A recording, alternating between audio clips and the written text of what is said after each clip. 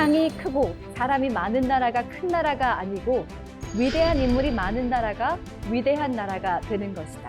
목숨을 건 선조들의 값진 투지로 찾은 광복. 빛나는 독립전쟁사. 우리는 어떻게 이어가야 할까요? 안녕하세요. 반갑습니다. 한 주 동안 잘 지내셨죠? 네. 잘 지냈는데 네. 오늘은 좀 뭔가 아쉽네요. 아, 그러니까요. 네. 우리가 3개월 동안 함께 이 자리를 했는데 네. 오늘이 마지막 시간입니다. 계속 하고 싶은데 네, 그래도 그러게요. 지금까지 너무 이렇게 재밌었습니다. 네. 네, 오늘도 잘 부탁드리겠습니다. 네.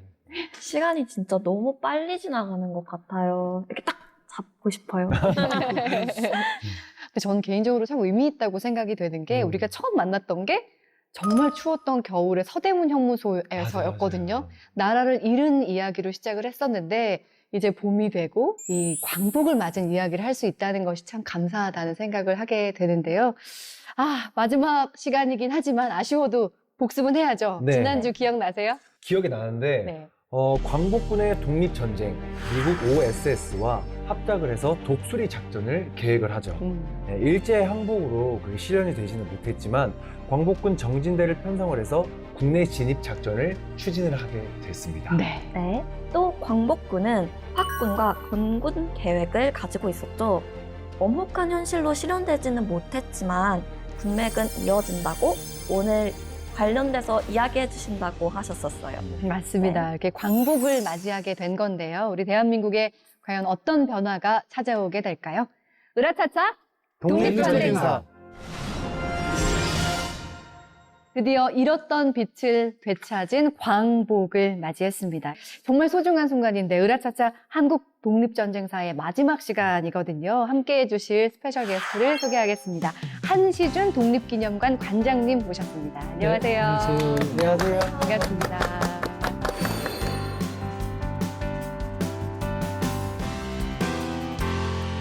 생각을 해봤어요. 관장님 하면 제일 먼저 떠오르는 말 그때 용기라는 단어가 떠올려요. 용기. 무슨 말이냐면 가장 용기 있는 역사학자라고 저는 생각이 듭니다. 독립운동 하듯이 독립운동 연구를 하시는 그리고 우리 이 한국 광복군 연구 이 모든 이제 광복군 연구의 사실상 출발점이 되는 이 책을 쓰시고 네. 지금도 또 연구를 하시는 그런 분이십니다. 와. 네.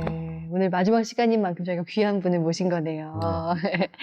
자, 드디어 광복을 맞이했습니다. 지난 시간에 대일항쟁기가 막을 내리게 되었는데요. 정말 이야기 나누면서 그동안 우리가 함께 해온 이야기들이 다 떠오르고 막 울컥한 마음이 들었어요. 맞아요.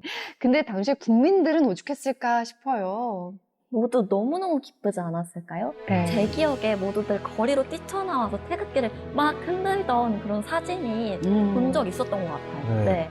그리고 뭔가 느낌이 2002년 월드컵 아시죠, 다들? 그때처럼 뭔가 모든 시민들이 거리로 정말 뛰쳐나와서 그 행복을 누리지 않았을까 네, 이런 생각도 듭니다. 진유 씨는 모를 것 같기도 한데요. 저 기억나요. 몇 살 때죠? 6살이요. 아, 네. 6살. 6살. 아, 대단한 기억력. 자, 그래서 오늘은 대한민국 임시정부의 환국 이후 임시정부와 광복군이 어떻게 변화했는지, 그러니까 사실 정말 과거의 사실로만 이해하는 것이 아니라 그 임시정부 그리고 대한민국 국군, 광복군이 어떻게 맥을 이어왔는지를 알아보는 그런 시간을 갖도록 하겠습니다.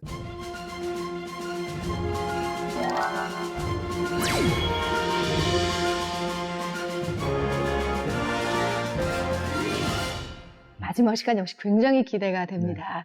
자, 대한민국 임시정부 이제 1진, 2진 모두 환국을 마치게 되죠. 네, 그렇습니다. 그래서 제가 사진을 하나 준비해봤습니다. 국민들의 마음을 볼 수 있는 어떤가요? 뭐 월드컵 분위기가 나나요? 네. 이 사진 보시면 와, 똑같아요. 우리가 네. 있는 세트와. 여기 있는 거랑 똑같아 보여요. 환영, 와. 대한민국 임시정부 이제 개선을 글씨까지 똑같아요. 야. 건 이제 환영 행사입니다. 이렇게 가도행렬을 하는 1945년 12월 19일 대한민국 임시정부 개선 환영대회입니다.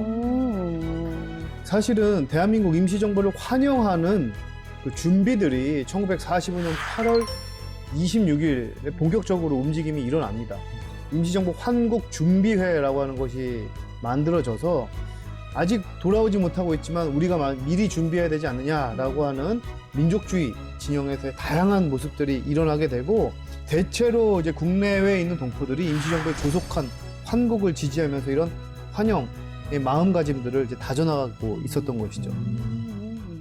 그리고 또 하나 주목할 것은 여기 이제 임시정부의 개선입니다. 개선 들어보셨죠? 바로 전쟁에서 승리하고 돌아올 때 우리가 이제 개선을 이야기하는 것이죠. 선장군. 개선장군, 네. 개선문. 네. 그래서 여기서 우리가 한번 임시정부를 맞이하는 동포들의 마음, 바로 이제 개선장군, 개선하는 임시정부를 환영하는 그런 의미를 담고 있다라고 할 수가 있겠습니다. 그러니까요. 얼마나 그리운 순간이었을까 싶기도 해요. 꿈꿔오고 상상해왔던 정말 해방된 조국에서 국민들을 만나서 환영을 받는 순간들, 임시정부 요인들이 굉장히 감회가 새로웠을 것 같아요, 관장님. 그렇죠. 그 임시정부 주석이 백범 김구 선생이잖아요. 네. 그래서 이제 광복이 돼서 국내에 돌아왔지만 현실은 임시정부 요인들이 자기들이 꿈을 펼칠 수 있는 게 안 됐잖아요. 이제 미군정이 있어서. 그렇지만 이제 대한민국 임시정부는 이미 1941년 12월 28일 날 우리는 독립이 되면 우리는 어떠한 국가를 건설하겠다라고 해서 대한민국 건국 강령. 그래서 이러이러한 국가를 건설하겠다라고 계획을 짜는 게 있죠. 네. 그래서 임시정부 요인들은 국내로 돌아와서 이제 국민들과 함께 자기들이 계획했던 그런 국가를 건설하는 것이 이분들 꿈이었고, 그래서 그것을 임시정부의 당면 과제. 그래서 이제 국내에 들어와서 국민들하고 함께 그러한 임시정부가 설계했던 그런 국가를 세우려고 그랬습니다. 아, 그런데요, 관장님, 제가 좀 찾아봤는데요. 유일하게 우리나라가 식민 지배를 받던 국가들 중에서 정부를 수립한 국가라고 하더라고요. 그래요. 맞나요? 예. 유일해요. 그렇죠. 유일하죠. 그러니까 1900년대의 전반기에 제국주의가 한창 번창하잖아요. 그래서 지구상의 한 80% 민족이 나라를 빼앗기고 다 식민 지배를 받아요. 그 나라들이 다 독립운동을 하죠.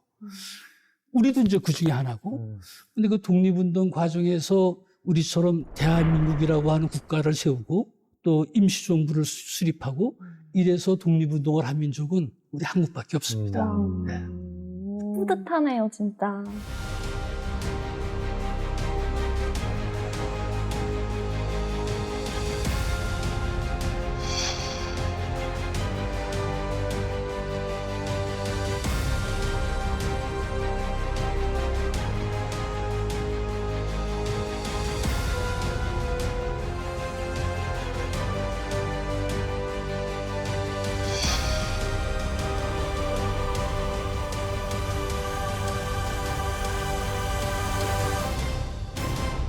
그리고 지난 시간에 우리가 마지막 했던 이야기가 국군 안에 광복군이 있다. 군맥이 이어진다라는 얘기 했거든요. 저는 아직도 너무너무 궁금해요. 어떻게 국군 안에 광복군이 있을 수 있는 거죠? 혹시 국군 중에 진짜 광복군 대원들이 있었던 건 아닌가요? 이제는 뭐 거의 찍는 것도 신경이라고 거의 감이 아주 좋아진 것 같습니다. 네. 12회까지 공부했는데 이 정도면 좀 더 하면 훨씬 좋아질 것 같은데 아쉬운 부분도 있네요.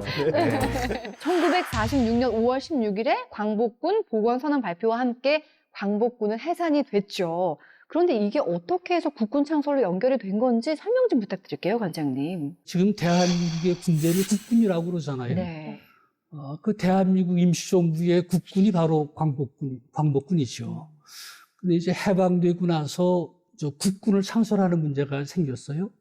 근데 해방되고 1945년 8월서부터 1948년 8월 대한민국 정부가 수립될 때까지 3년 동안은 미군정이 통치했잖아요. 이제 미군정에서도 이게 독립된 국가니까 소위 국군을 만들어야 되겠다. 그래서 미군정에서 45년 12월 달에 국군을 창설하기 위한 준비를 하죠. 네. 근데 국군을 만들려면 군사 경력자가 있어야 되죠. 근데 그때 한국 사람들 중에서 미군정에서 누구를 중심으로 국군을 만들어야 되느냐 그런 고민이 있죠. 미군이 그 미군정에서 이영준 장군을 불러가지고 이제 장군을 구하죠. 그때 이영준 장군이 일본군 출신들이 많지만 이제 독립된 나라에서 우리 일본군 출신들이 전면에 나설 수는 없다. 그러니까 이 독립군, 광복군, 특히 대한민국 임시정부의 군대가 광복군이니까 광복군을 중심으로 해서 국군을 창설해야 된다라고 미군정에 자문을 구했습니다. 그게 진짜 맞는 말이죠, 사실. 그래서 이제 미군정에서 그런 광복군을 중심으로 해야 되는데 네. 광복군들은 아직 군대에 안 들어오고 중국 대륙에 있죠. 네. 네. 그래서 이제 미군정에서 직접 비행기를 타고서 중국 상해로 가죠. 가서 이제 광복군 총사령관이 이청춘 장군이잖아요. 그래서 이청춘 장군을 만나서 우리가 군대를 만드는데 당신이 와가지고 중심 역할을 해줘야 된다. 근데 이청춘 장군은 그 당시에 광복군 총사령관으로서 해야 될 임무가 있죠. 네. 중국의 우리 동포들이 한 그 당시 400만 정도 와 있다고 그랬어요. 그런 동포들의 생명 재산 이거 지키는 책임을 그걸 저 광복군이 맡았죠. 네. 또 이제 중국 내에 그런 우리 한국 청년들이 와서 있던 사람들도 있고 또 한국 청년으로 일본 군대에 와 있던 사병들이 있잖아요. 이제 중국이 일본군 항복 접수를 하게 되면 그 일본군 내에 있는 한국 사병들은 우리 광복군을 편입시키게 해달라. 그래서 그걸 광복군들이 다 가서 그 작업을 하죠. 근데 이청춘 총사령관은 나는 그런 이유 때문에 국내로 들어갈 수가 없다. 아니 그래도 설득해서 모시고 와야 되는 거 아니에요? 그럼 어떻게 하나요? 관장님 대안이 있을까요? 그래서 이제 대신 그러면 그런 동막을 가진 사람이 누구냐. 그래서 이제 대상이 된 인물이 유동열 장군이죠. 일본 육사 졸업해가지고 만주, 연해주 이 지역에 가서 실제로 독립군을 조직해서 활동했던 분이고 또 대한민국 임시정부에 와서는 그 참모부의 참모총장을 했던 분이죠. 유동열 장군님이 적임자이시네요. 근데 또 거절하시는 건 아니겠죠? 이번에도 안 됐어요. 승낙을 잘 안 했어요. 이제 안 하니까 네. 그 미군정 쪽에서 국군을 만드는 것은 우리나라 그런 군대의 상징적인 것인데 그 상징적인 인물이 돼줘야 되지 않냐. 그 독립전쟁에서 이미 1910년대부터 만주, 연해주 다니면서 다 독립군을 조직해서 활동을 하고 또 임시정부에서 참모총장을 했던 이런 분이 국군의 얼굴, 상징이 돼줘야 되지 않냐. 네. 그래서 결국 유동열 장군이 승낙을 했습니다. 잘 됐다. 네. 그래서 이제 미군정에서 그걸 모셔와가지고 이제 미군정 시기에 국방부를 통일부라고 했어요. 네. 그래서 그 유동열 장군을 통일부장에 미군정 시기에 국방부 장관을 맡게 하는 것이고 또 미군정 시기에 이제 조선 경비대라고 그래서 이제 한국 청년들을 마저 군대를 조직하죠. 조선 경비대 사령관은 송호성 장군. 송호성 장군은 중국에서 군관학교 졸업하고서 나중에 광복군에 와서 평년초장도 하고 또 제5지대 지대장도 하고 그랬던 분이죠. 독립된 나라의 국군을 만들어야 되는데 네. 그 국군의 정신은 어디다 둬야 되느냐. 그렇죠. 그건 광복군에서 둬야 된다라고 하는 거죠. 광복군이 국군의 주요 인적 기반이 된 거군요. 그렇습니다. 48년 8월 15일 날 대한민국 정부가 수립되잖아요. 네. 그때 이제 초대 국방부 장관도 이범석 장군이었습니다. 이범석 장군이 잘 아시나요? 네. 그 이범석 장군도 우리가 눈여겨볼 지점입니다. 청산리 전투에서부터 시작된 그리고 이제 한국 광복군 지난번에 얘기했지만 제2지대 사실 가장 핵심 병력이죠. 그리고 OSS와의 그런 연합작전을 이끌었던 그 이범석 장군이 국내에 들어와서 사실은 이 대한민국 정부가 수립된 첫 번째 국방부 장관을 맡게 되십니다. 그건 굉장히 이 군권이 군맥이 이어진다는 측면에서 엄청난 의미를 가지고 있는 것이라고 할 수가 있는 것이죠. 그렇군요. 1945년 해방되기 이전에는 광복군이 있었고 45년, 48년에는 미군정 시기에는 광복군 출신들이 미군정의 군사권을 가지고 있었고 네. 또 48년 8월 15일 날 수립된 대한민국 정부에도 국방부나 이게 광복군 출신들이고 그래서 바로 그대로 광복군으로 이어지는 것이죠. 육군사관학교도 그때 생겼나요? 예, 맞습니다. 네. 육군사관학교는 사실 말씀하셨던 것처럼 이미 1946년에 창설됐던 우리 육군의 전신이죠. 그 네. 조선경비대 안에 조선경비사관학교라는 것이 있었어요. 거기서부터 시작됐는데 정부 수립 직후서부터 6.25 전쟁 발발 직후까지 모두 역대 그 육군 사관학교장이 전부 다 광복군 출신이셨어요. 이제 간단하게 그 면모를 설명을 드리면요. 네. 정부 수립된 이후에 이제 그 육군 사관학교장 하셨던 이제 김홍일 장군 이분을 이어서 바로 이제 그 후임으로 오신 분이 이제 이준식 장군. 6.25 전쟁이 발발하고 나서 그 중에는 또 그 후임으로는 이제 또 안춘생 장군께서 국군사관학교장이었어요. 이분도 우리가 이름이 한번 언급됐었죠? 안중근. 네, 그렇죠. 안중근 의사의 오촌 조카하셨죠? 네. 사실 그 광복군의 주요 간부들이 육군사관학교장이 됐다는 거는 단순히 이제 주요 지휘관의 역할을 했다 뿐만 아니라 그래서 광복군의 정신을 이제 새로운 나라의 새로운 장교들에게 배양했다는 그 취지에서 상당히 의미가 크다고 볼 수 있죠. 그래서 군맥이 이어졌다는 말씀을 하신 거네요. 광복군이 우리 국군의 주요 인적 기반이 되었기 때문에. 그런데 그 현재는 그 우리 군이 6회 공군으로 되어 있는데 이 3군 체제는 그럼 언제 갖춰진 거예요? 이게 완성된 게 사실 그가 6회 공군을 해갖고 3군이라고 부르잖아요. 네. 일단은 저희가 그 1945년부터 48년 사이에 미군정 시기에 일단 해군이랑 육군은 그 어떤 그 모체가 이미 완성돼 있던 상태였어요. 일단 제일 먼저 해군의 모체였던 해방병단이 1945년 11월 11일 날 창설이 되었고요. 또 육군의 모체가 되는 조선경비대가 1946년 1월 15일에 창설이 됐었어요. 그러다가 이 해방병단과 그 조선경비대가 1948년 8월 15일 우리 대한민국 정부 수립을 맞아서 정식 이제 각각 육군과 해군으로 조직이 이제 정식으로 창설이 되는 거죠. 그러니까 사실 육군, 해군은 이미 존재했었고 이어서 공군이 육군 항공부대에서 창설돼서 독립해서 나온 시기가 1949년 10월 1일이었어요.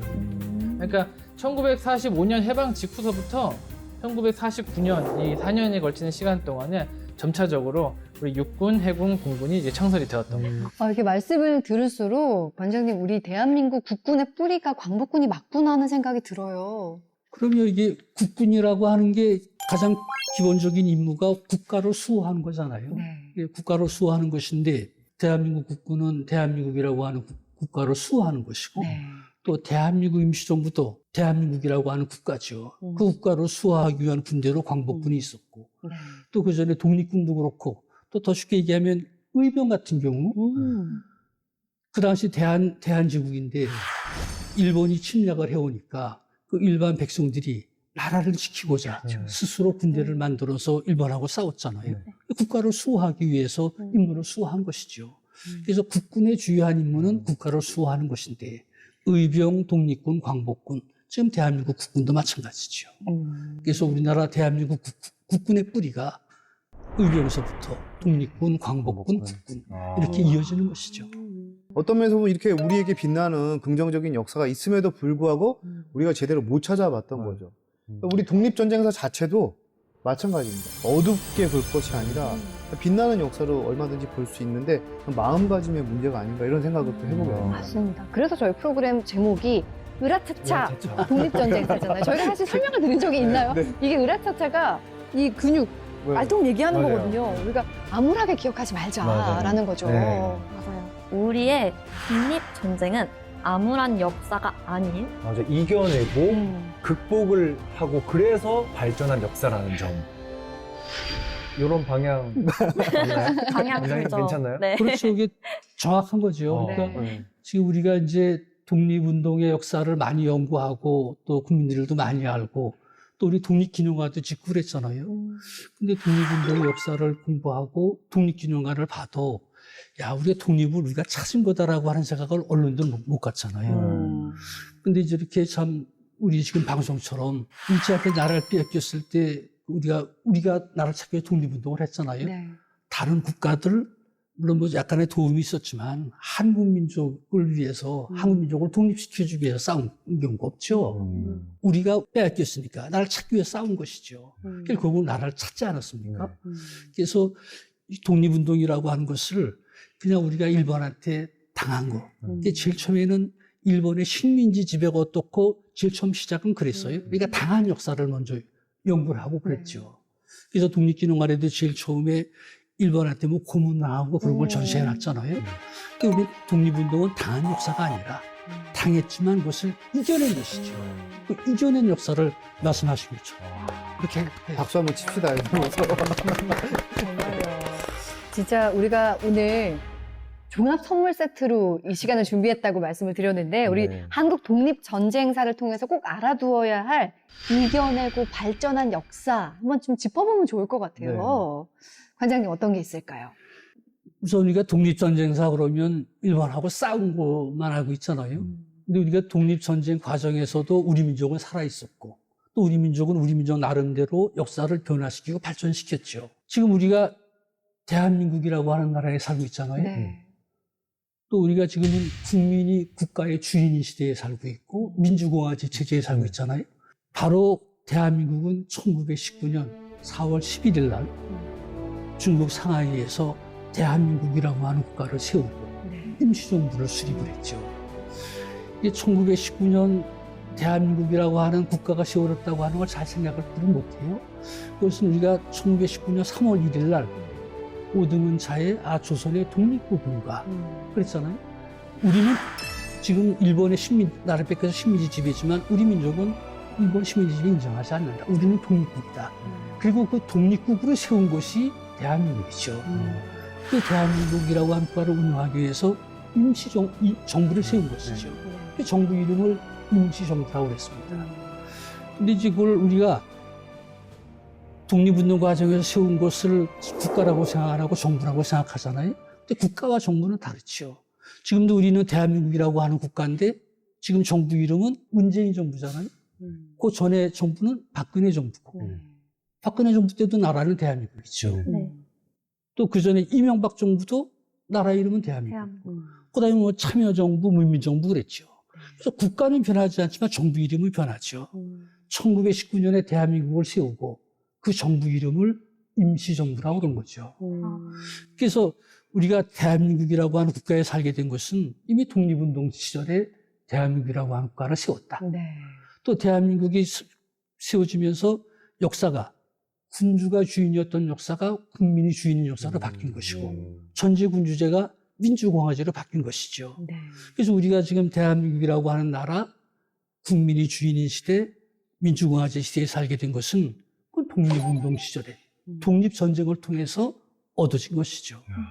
진짜 이겨내고 발전된 역사 맞네요. 그러니까요. 네. 치열하게 싸우다 보면 목표가 더 뚜렷해지잖아요. 그러니까 독립전쟁을 하면 할수록 우리가 대한민국을 되찾아야 된다고 하는 목표도 뚜렷하게 보이기 시작하는 거예요. 그게 이제 우리 광복이라고 또 할 수가 있을 거죠. 근데 우리 민족에게 가장 강한 무기는 총칼이 아니라 정신력이었다는 생각을 하게 되거든요. 정신일도 하사불성이라는 말이 있듯이 강한 정신력으로 이끌어낸 우리 광복이 아닐까 싶습니다.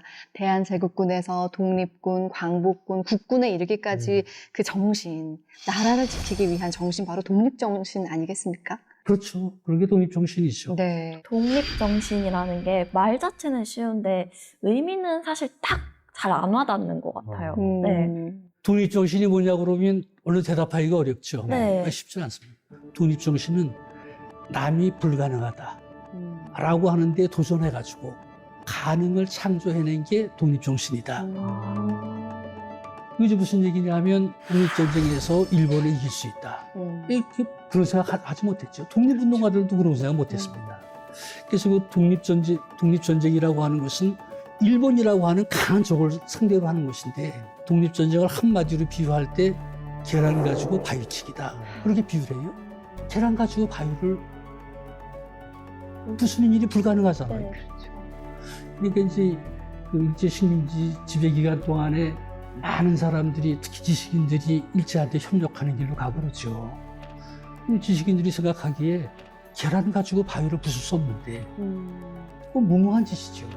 그러니까 무모한 행위보다는 현실적인 것이 일본한테 협력하는 길이 현실적이죠. 근데 독립전쟁을 벌인 사람들이라고 그 사람들이라고 바보겠어요? 그 사람들이라고 뭐 계란 가지고 바위 부술 수 있다고 생각하겠어요? 불가능한 일이죠. 하지만 불가능한 일이지만 그분들은 도전을 했습니다. 네. 근데 결국 바위는 부서지고 우리는 독립을 쟁취했잖아요. 일제한테 나라를 빼앗겨서 한 35년 동안 그런 엄청난 식민지 지배를 받고 그게 끝나자마자 또 전쟁을 겪어서 엄청난 그런 순환을 겪었는데 20년도 안 지나서 기적이라고 하는 걸 이뤄냈다. 그렇죠. 저는 그 정신이 바로 독립정신이라고 생각합니다. 근데 독립정신이 있었기 때문에 그런 기적을 이뤄낸 거다. 현대까지 이렇게 이어져 오는 독립정신이네요. 그렇죠. 현대까지도 그렇고 앞으로도 우리 민족이 발전하려고 하면 독립정신이라고 하는 이 정신을 가지면 우리 민족이 발전할 수 있는 엄청난 에너지, 원동력을 가진 힘이다. 맞습니다. 우리 민족이 정말 결집되고 그 정신력을 함께 발휘했을 때 기적을 이뤄내는 거죠. 불가능을 가능하게 하는 거. 네. 독립정신. 되게 울컥했어요. 근데 듣는데. 근데 네. 지금 사실 우리가 살기 힘들다, 너무 어려운 때다라고 하지만 사실 이때보다 힘들었을까 싶기도 해요. 맞아요. 그런데 우리 민족에겐 이런 정신이 뼈에 피에 흐르고 있는 거니까요.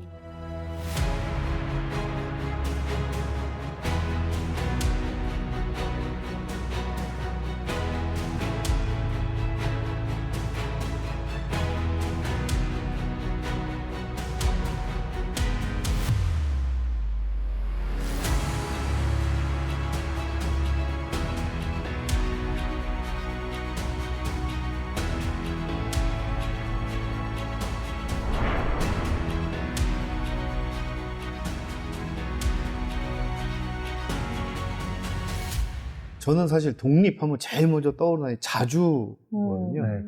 홀로 설 수 있는 힘을 갖추고 스스로 주인이 되는 거죠. 개인이든 국가이든. 그런 능력을 갖추고 그리고 또 그런 자유로운 권리를 행사하되 그것이 다른 사람의 자유를 침해하지 않는 평화로운 시대를 지향하는 좀 그런 여러 가지 생각들을 이제 하게 돼요. 그래서 제가 학생들한테 가끔 얘기하다 보면 야, 독립이 뭐냐라고 생각해 보면 집 나가서 혼자 살면 독립 아니잖아. 나가서 자기가 경제력도 가지고 그 정도의 자기 주체의식도 갖춰야만 독립일 것인데 네. 그 정도의 자기 지성과 실력을 고루 갖췄을 때 우리가 독립된 상태다 이렇게 이야기하지 않을까 이런 생각도 좀 가끔 해보게 됩니다. 네, 그러면 독립전쟁을 몸으로 느낄 수 있는 곳이 혹시 있다면 어떤 곳이 좀 있을까요? 먼저 우리 관장님이 지금 천안에 있는 독립기념관은 어떤 곳인지 혹시 소개를 좀 해주실 수 있으세요? 독립기념관은 말 그대로 우리 민족이 빼앗긴 나라를 되찾기 위해서 일제를 상대로 해서 어떻게 독립전쟁을 했는지라고 하는 모든 것을 정리하고 또 전시해놓고 네. 또 그걸 국민들에게 보여주고 이런 곳이 독립기념관이죠. 네. 근데 저는요, 관장님, 어린 시절에 초등학교 때 갔던 기억이 있는데, 네. 그때 가서 충격받았거든요. 왜냐면은 우리 독립투사들이 고문받고 힘들었던 그게 막 전시가 되어 있는 모습 보면서, 와, 너무 가슴이 아팠던 기억이 있는데, 요즘은 그렇지 않다면서요. 독립기념관이 건립된 게 1987년이니까 네. 30년 훨씬 전이죠. 네. 이제 그때만 해도 그런 독립전쟁의 역사 이런 것들이 많이 연구가 안 됐죠.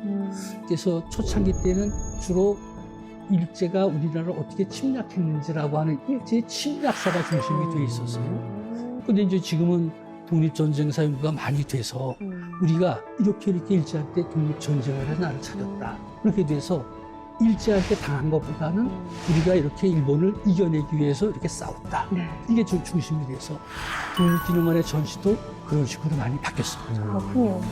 또 하나 생각해 볼게요. 독립기념관은 국가가 세운 게 아니라 국민들의 성금으로 세운 진짜요? 곳입니다. 그래요? 사실은 광복되고 나서 네. 우리의 독립운동, 독립전쟁을 기리고 계승해야 된다라고 하는 건 광복 직후에 이미 있었어요. 그럼에도 불구하고 40년이 지나서 이 독립기념관이 사실은 지어진 건데 80년대 아까 말씀드린 한강의 기적 이런 것들을 막 우리가 이뤄내면서 우리 힘으로 국민이 이걸 만들어내겠다라고 해서 십시일반 돈 모으고 뜻 모아서 만든 것이 독립기념관이기 때문에 저는 그야말로 우리 역사의 소중한 자산이지 않을까라는 생각을 해보는데 관장님 황선익 교수님 말씀대로 독립기념관은 국민들의 영혼, 국민들의 소원 가지고 만들었죠. 그래서 기금뿐만 아니라 각종 자료도 비롯해서 심지어는 독립기념관에 심으신 나무 이런 것들도 국민들이 다 와. 세상, 저는 규모가 진짜 크길래 당연히 국가에서 대대적으로 건립한 줄 알았거든요. 근데 진짜 오히려 국민들의 염원이 모여져서 만들어졌다고 하니까 더욱더 의미 있고 뜻깊고 꼭 다시 방문해보고 싶은 그런 네. 장소가 된 것 같아요. 독립기념관에 가면은 그 안에서도 꼭 가봐야 하는 데가 혹시 있을까요? 독립기념관에서 아마 어떤 기념관에도 볼 수 없는 그런 최신 그런 기술을 해가지고 그 MR 영상관이라든지 또 특히 뭐 ICT 이런 개발을 통해서 일반 청소년들이 아주 쉽게 이해할 수 있는 이런 것들을 많이 마련을 해놨어요. 그래서 그 MR 독립영상관이 따로 있습니다. 거 가서 보면 참 좋고 우리가 지금 독립전쟁이 주제인데 우리 독립전쟁의 가장 큰 특징 중에 하나가 우리가 우리 독립전쟁을 혼자만 하는 게 아니라 연합국하고 함께했죠. 중국, 미국, 영국이 다 일본하고 싸웠잖아요. 우리가 그 나라들하고 함께 연합해서 일본군하고 싸웠습니다. 지금 우리가 이제 OSS 그런 얘기 많이 하잖아요. 그래서 OSS는 미국하고 싸운 것이고, 또 인도 버마에 가서는 영국군하고 광복군들이 인도 버마 전선에 가서 영국군하고 함께 일본과 싸웠습니다. 또 뭐 중국에서는 중국군들하고 함께 일본하고 싸웠고, 그래서 독립전쟁을 얘기해도 우리 혼자만 일본하고 싸웠다고 청산리 봉오동 그런 것만 많이 알고 있지, 이게 미국하고 또 중국하고 영국하고 함께 일본하고 싸운 것을 잘 모르죠. 그래서 그 전시관을 지금 마련하고 있습니다. 그것도 막 보시면 좋죠. 기대가 됩니다.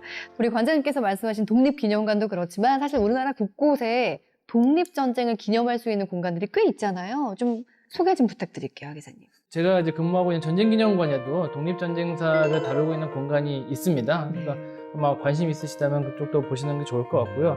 개인적으로는 전쟁기념관에서 멀지 않은 곳에 효창공원이 있어요. 거기를 좀 추천을 드리고 싶어요. 저도 제가 개인적으로는 좋아하는 공간이라서 좀 여러 번 가봤는데요. 뭐 인봉길, 이봉창, 백정기 의사의 묘가 거기 있고요. 또 그 옆에는 또 김구주석 이 묘도 그 자리에 같이 묻혀 있고, 또 임정요인 묘역이라고 해서 또 수많은 그 임시정부를 위해서 헌신했고 수많은 분들의 또 유해가 또 그곳에 같이 모셔져 있거든요. 저희 아들 그 경의의 뜻을 전할 수 있는 그런 의미 있는 공간으로서 여러분께 좀 추천을 드리고 싶습니다. 그렇군요. 황 교수님도 추천할 곳이 있으실까요? 저 지금 두 군데가 생각이 났는데요. 하나는 아까 독립기념관이 이제 국민의 손으로 조성한 곳이라고 한다면, 이제 한국의 이제 독립전쟁을 나라에서 직접 챙긴다라는 의미에서, 그리고 우리 대한민국 임시정부를 정말 이제 나라에서 챙긴다라는 관점에서 이 대한민국 임시정부 기념관을 하나 추천하고, 또 하나는 현충원입니다. 그러니까 사실 우리가 독립전쟁에서 가장 목숨을 바쳐서 희생하신 분들을 기리는 곳, 현충원에 가보시면 대한민국 임시정부 요인들의 묘역이 있고요, 애국지사 묘역이 있습니다. 그 외에도 나라를 위해 희생하신 수많은 독립운동가 혹은 수많은 분들의 묘역이 있으니까 가서 보시면 또 남다른 생각을 할 수가 있고, 그 중에서 특히 저는 사실 독립운동가들이, 독립투사들이 모두 다 기림을 받고 있지 않거든요. 후손이 없어서 사실 누구도 제사도 제대로 모시지 못하는 분들도 많이 있습니다. 그래서 그런 분들을 무후선열재단이라고 해서 우리가 모시게 되는데, 그런 곳도 한번 가보시는 것도 어떤가 이런 생각이 드네요. 네, 우리가 지난 3개월 동안 우리의 한국 독립전쟁사에 대해서 이야기를 나누면서 많은 걸 배웠어요. 네. 울기도 하고 웃기도 하고 하면서. 졸지 않고 잘 들으셨습니다. 그럼 바로 다음 주에 알려드리도록 하겠습니다. 거리야 울어! 거리야 울어! 네. 제국주의의 신랑을 빵! 저기까지 괜찮아요. 네네네. 와, 빠르다. 한인사회 전체가 다 해오한다고. 그러니까 민간인들인 거죠. 민간인들이 청산리 전투에 대한 그 보복을 과연 어떻게 전쟁을 이어가게 될까요? 으라차차 독립전쟁사. 네, 이제 조금 독립전쟁사가 머릿속에 쫙 그려지시나요? 네. 완전 잘 그렸지만 한번 머릿속 들여다봤는데 네. 너무 꽉 차가지고 이제 빈자리가 별로 안 남은 것 같은데 거기도 다 채우도록 하겠습니다. 좀 기억나는 건 어떤 게 있어요? 일단은 정말 1회부터 지금까지 하면서 정말 몰랐던 부분을 이렇게 많이 알게 됐는데, 그 중에서도 가장 기억에 남는 부분은 박승환 참령님의 이야기와 그 조성환 선생님의 이야기도 기억에 많이 남는데, 박승환 참령님 같은 경우에는 제가 어떤 게 가장 충격적이었었냐면, 그 울분을 터트리신 것을 자결로서 이제 그 울분을 터트리셨잖아요. 그래서 저는 그 마음이 너무 아직까지도 마음 깊이 좀 기억에 남고, 그 자결이 또 주는 의미, 그리고 또 밑에 그 대원들한테도 정말 또 피 끓는, 정말 분노를 일으키는 그런 또 일이 있었었잖아요. 그래서 저는 박승환 참령님의 이야기가 좀 기억에 많이 남고, 사실 뭐 그 대한제국 군대 해산이라는 그런 표현보다도 대한제국 군대의 어떤 한 거이지 않을까라는 좀 생각도 했습니다. 야, 근데 좀 멋있네요. 네, 많이 똑똑해요. 멋있네요, 진짜. 윤리 씨가 말씀을 하고 계신데 우리 관장님께서 흐뭇하게 이렇게 바라보시는 공부 많이 했구나 하는 모습으로 바라보셨어요. 제가 배우네요. 아주 정말 대한제국 군대의 한 거라는 표현이 저 아주 딱 꽂히네요. 네. 근데 사실 대한제국 군대의 한 거는 1907년, 1910년에 그치는 게 아닙니다. 아까 잠깐 조성환 선생님 말씀하셨잖아요. 그분들 대한제국 군인이었던 분들 결국 광복할 때까지 계속 투쟁하지 않습니까? 그러니까 결국 대한제국 군인의 한 거는 광복 때까지 계속 이어졌다라고도 이야기할 수 있는 것이죠. 용훈 씨가 참 귀한 말씀을 해주셨는데 우리는 우리의 역사를 우리가 주인공이 아닌 거고, 그러니까 일제시대 때는, 근대시대 때는 일제가가 주어가 돼 있고 또 현대 이후에는 미군정이 주어가 돼 있죠. 우리의 역사는 우리 민족이 주어가 되어야 되죠. 대한제국 군대 해산, 이것은 일제가 대한제국 군대를 해산시킨 거 아니에요? 그러니까 일제가 주어가 돼서 보면 대한제국 군대는 일제가 해산시킨 것이죠. 그러니까 우리가 주어가 돼서 보면 우리 대한제국 군들이 해산시킨 일제가 해산을 시키려고 하면 우리가 한 거였다. 그렇죠. 그렇죠. 그래서 아주 중요한 말씀인데, 그래서 우리 역사를 우리가 주인공이 돼서 우리가 주어로 되는 걸로 해가지고 보면 지금 말씀대로 해산이라고 하는 것이 잘못됐고 항거라고 하는 것이 옳은 표현이다. 그거 알 수 있죠. 와, 멋있네요. 진짜 멋있어요. 진유 씨 기대됩니다. 진유 씨는 어떤 게 저는 기억나요? 사실 모든 배운 내용들을 예습도 하고 복습도 하고 그러고 있습니다. 하지만 무엇보다도 저는 임시정부, 우리 컨트롤 타워이자 수뇌부죠. 사실 저는 이렇게 촬영을 진행하기 전에는 약간 교과서에서 배우는 내용들로만 보면은 강대국들의 치이는 모습들의 마음도 아프기도 하고 조금 과소평가한 경향이 있었던 것 같아요. 무엇보다 오늘 말씀드렸지만 식민 지배를 받은 국가들 중에서 그 어떤 국가도 우리나라 빼고는 정부를 수립한 국가가 없다고 하니까 그냥 존재 자체만으로도 이미 아주 훌륭하고 멋진 자랑스러운 그런 존재가 아닌가 싶어요. 그렇죠. 물론 한 일도 엄청나요. 광복군을 창설했어요. 광복군은 미국이랑 영국이랑 같이 연합해서 우리 같이 일제에 맞서기까지 하고 전투의 승리까지 했잖아요. 그래서 저는 정말 임시정부 너무 천왕이에요. 그러고 보니까 그렇죠. 진짜 얘기한 것처럼 우리 대한제국군에서 독립군으로 이어지면서 사실 대한민국 임시정부가 있음으로써 우리 독립전쟁이 그야말로 세계전쟁이 된 거죠. 국제전쟁이 된 거죠. 그런 뜻에서 보면은 대한민국 임시정부가 갖고 있는 의미가 또 다른 측면에서 우리가 봐야 될 것들이 있지 않은가 싶은 생각도 좀 드네요. 그렇군요. 저는 사실 우리 민족의 주인공이 우리여야 한다라고 하셨는데 그동안은 조연으로만 생각했던 분들이 떠올라요. 우리 여성 독립군들의 이야기가 좀 굉장히 뭉클했었거든요. 그러니까 재봉틀을 짊어지고 전장에 가서 군복을 수선해주고 했던 정말 이름도 없이 빛도 없이 독립군들, 광복군들을 함께했던 우리 여성 독립군들의 이야기가 기억이 나고 전 또 조마리아 여사님의 편지를 잊을 수가 없습니다. 안중근 의사가 일거를 하고 나서 수의를 지어 보내며 보냈던 그 어머니의 편지. 현세에서 너를 다시 만나기를 원치 않는다. 목숨을 구걸하 하지 말고 죽어라 라고 했던 아들보다 더 사랑했던 조국을 사랑했던 그 마음이 떠오릅니다. 참 많은 분들이 생각이 나네요. 네. 네. 관장님께서 네. 그 마지막으로 이렇게 저희와 같은 요즘 이제 젊은 친구들에게 혹시 하시고 싶으신 말 혹시 있으세요? 맞아요. 네. 저도 사실 이렇게 방송하기 전까지는 이렇게 역사라는 거는 조금 먼 이야기 같고 과거의 이야기라고만 생각을 했었거든요. 그래서 젊은 친구들에게 관련된 내용을 좀 조언이나 이야기해 주시면 너무 좋을 것 같아요. 우리가 이제 흔히 역사라고 하는 학문을 과거의 일을 들춰내고 과거를 연구하는 걸로 이렇게 알고 있어요. 근데 역사라고 하는 것은 과거를 들춰내는 게 아니라 주요 대상은 그렇지만 역사의 근본 목적인 미래의 길을 열어가는 것이죠. 과거에 있었던 사람들이 그 당시의 상황을 헤쳐나갔던 이런 지혜 이런 게 있잖아요. 이제 그걸 우리가 배워가지고 앞으로 우리는 어떤 길을 열어나갈 것인가. 그래서 역사는 미래의 학문입니다. 근데 우리가 지금 그 일제한테 나라를 빼앗겨서 식민지 지배를 받고, 근데 우리가 그걸 어떻게 극복해냈냐라고 하는 것을 독립전쟁의 역사를 통해서 알 수 있잖아요. 그걸 통해서 알아야지만 우리는 정말 나라를 빼앗기고 그렇게 오목한 식민지 지배를 당했는데 야 우리는 이겨냈어. 거기 지혜를 통해서 앞으로 우리가 그런 길을 열어나갈 수 있죠. 그래서 우리 젊은이들이 그런 역사 연구, 특히 독립전쟁사 이런 것은 좀 많이 알면 알수록 앞으로 더 밝은 미래를 민족을 발전시켜 나갈 수 있는 이런 지혜, 용기 이런 걸 가질 수 있다. 그렇게 생각합니다. 네. 말씀 들으니까 어떠세요, 두 분?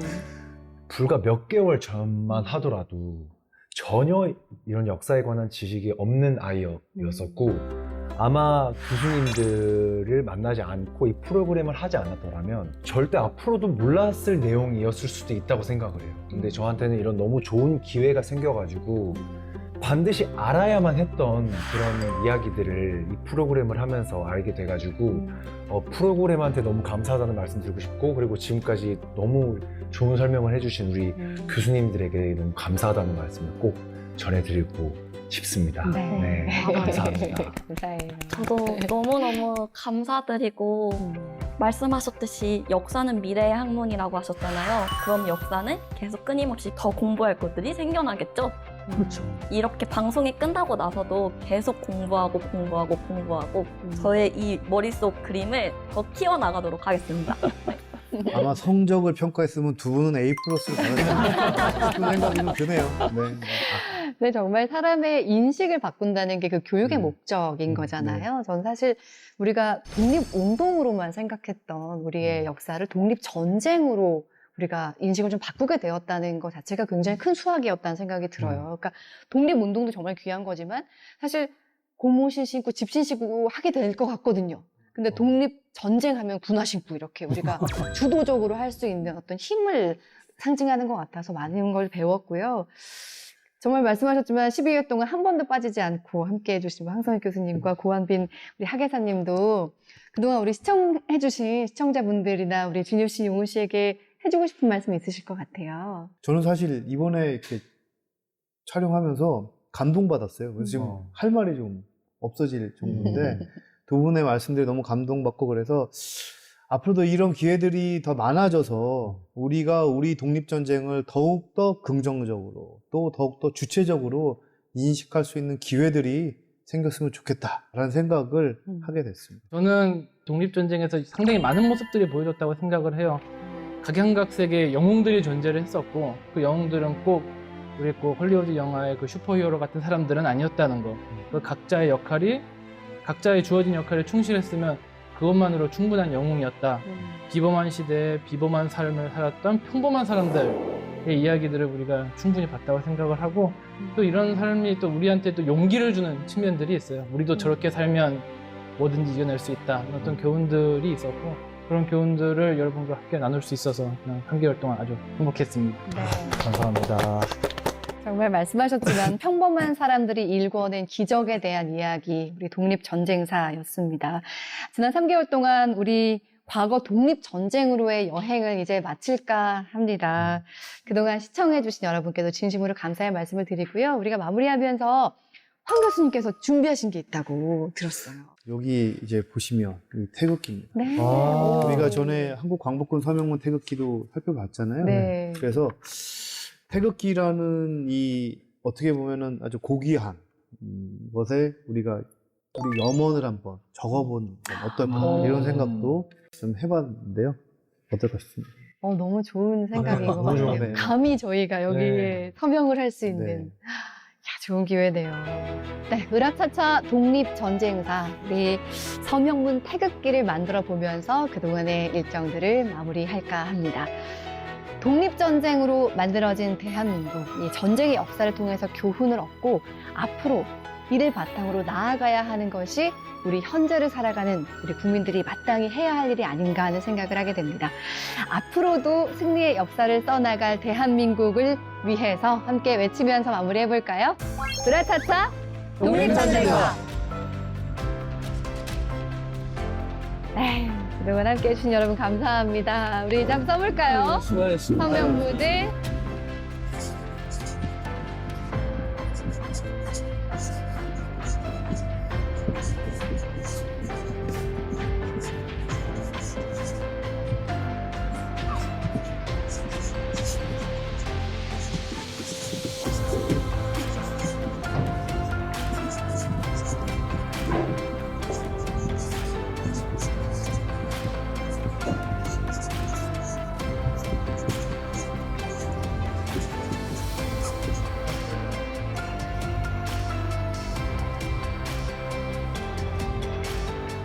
브라이트